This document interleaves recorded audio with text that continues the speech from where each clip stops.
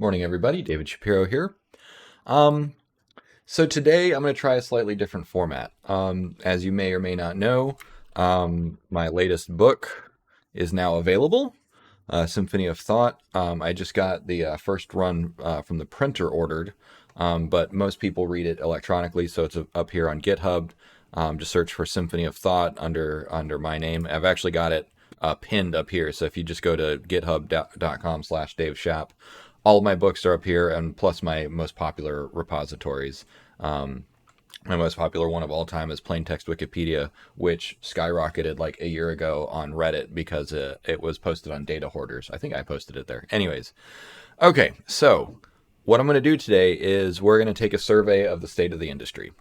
So I ran a poll a couple days ago about AGI because the conversation on Twitter, at least, seems to have changed, and I'm trying to figure out why. And I think it's because some of the thought leaders, Ilya Sutskever, who I think he's still at OpenAI. Anyways, goal is AGI, big name in the industry, 120,000 followers. He has been talking about AGI more often.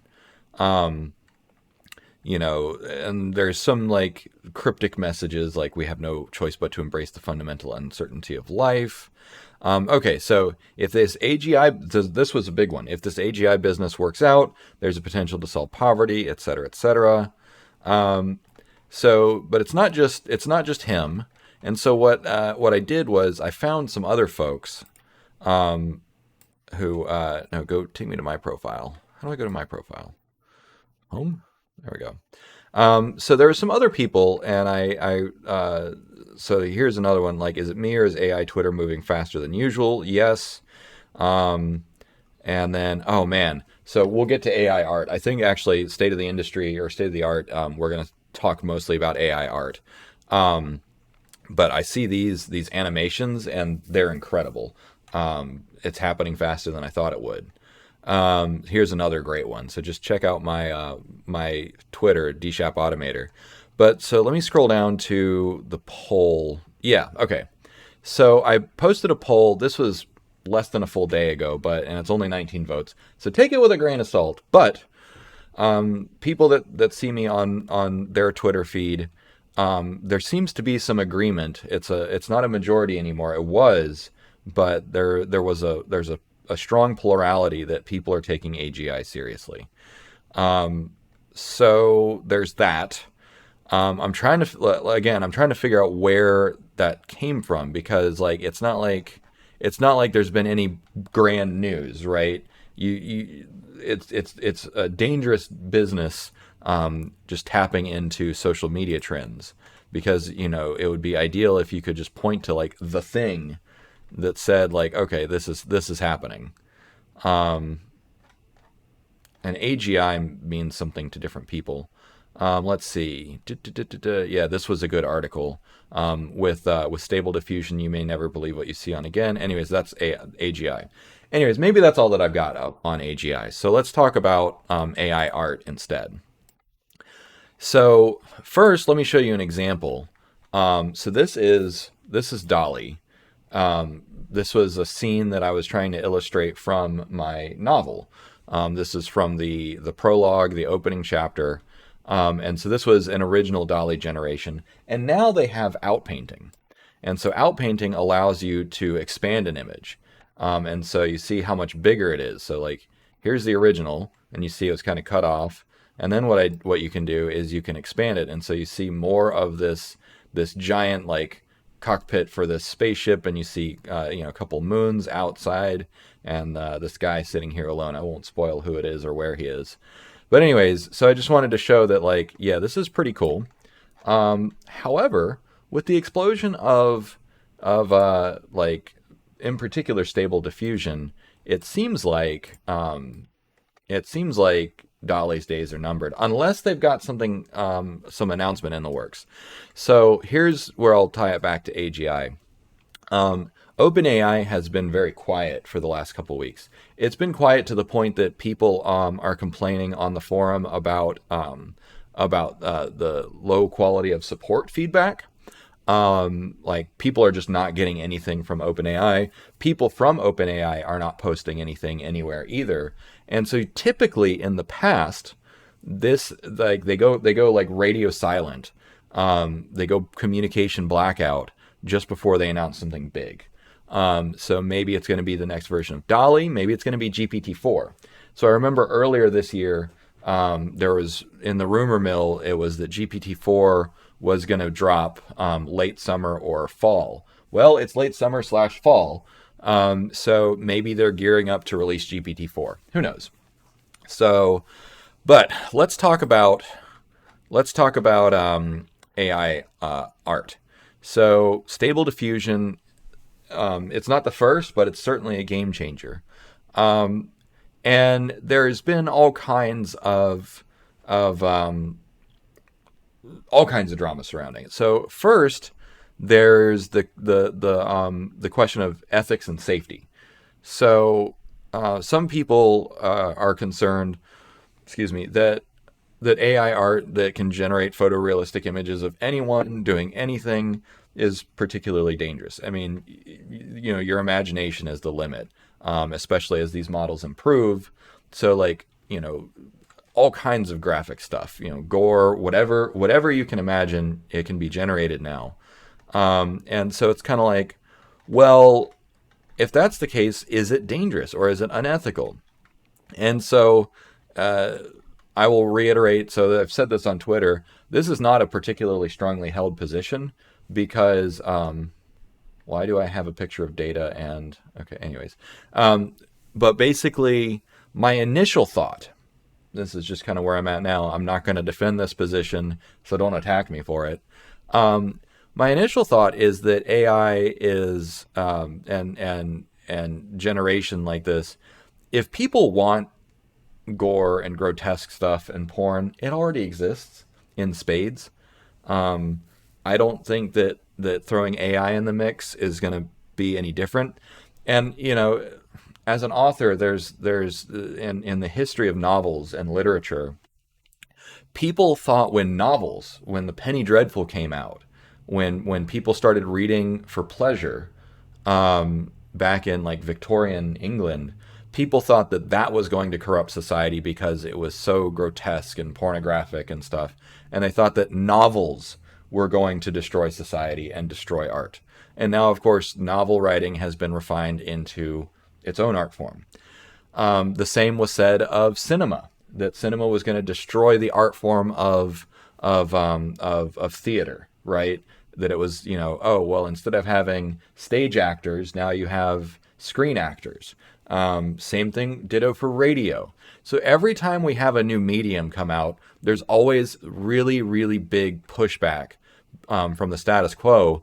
But also what happens is inevitably, when you have a new medium come out, it just expands art.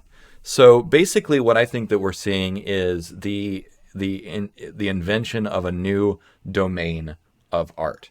I see this as no different from the creation of cinema, radio, video games. Right? Video games are some of them are grotesque, whatever, but video games are a high art form because there's music, there's characters, there's story, depending on the video games that you play, the video games that I play. So anyways, I'm not too worried about it from an ethics and safety perspective because, like, there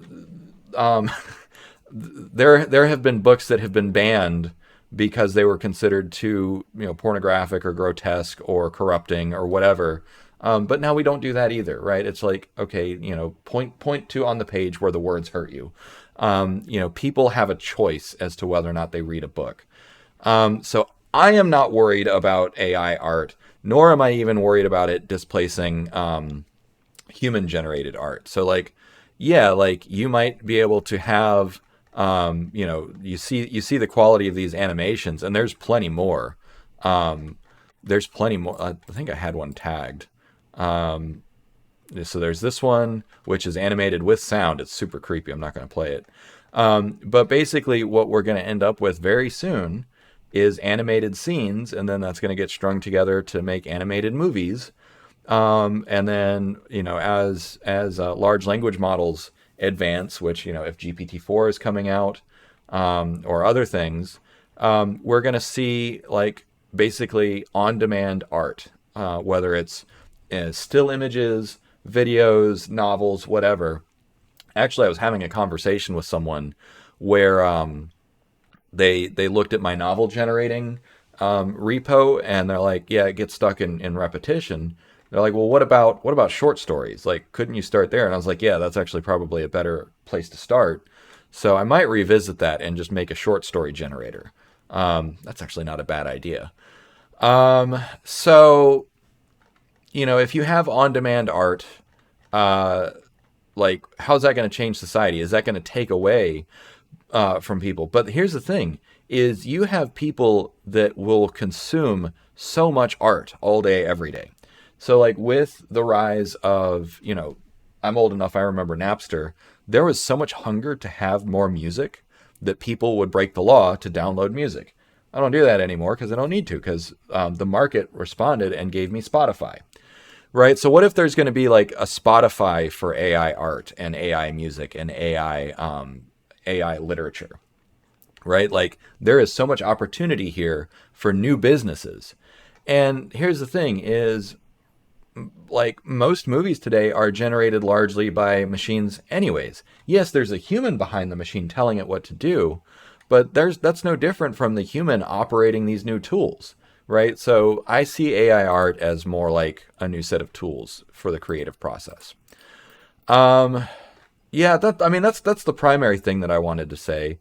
Um, on the topic of AGI, so this is kind of what I'm bouncing back and forth between today. On the topic of AGI, I actually stumbled across this guy who his YouTube channel and Twitter handle are Sentientism. He has done some really great interviews, and basically his primary thing is that morality and ethics should be centered around all sentient life forms, rather than human. And so that is something that he and I agree on. We've had some Twitter conversations about, like, hey, when we invent AGI, it needs to think about all sentient life, not just humans. I think it should go further. I think that AGI should think about all life forms, not just whether or not it's sentient. But it's we don't have to agree on everything. Let's see. So, and then I wanted to talk about AI alignment on LinkedIn, because it's not just on Twitter, right? If you see something on Twitter, that's one thing, but it's also on LinkedIn and it's also on YouTube. So, like, people are talking about AGI, like, you just search for AI alignment, Kyle O'Brien, applied scientist at Microsoft. So here is someone who's like legit, right?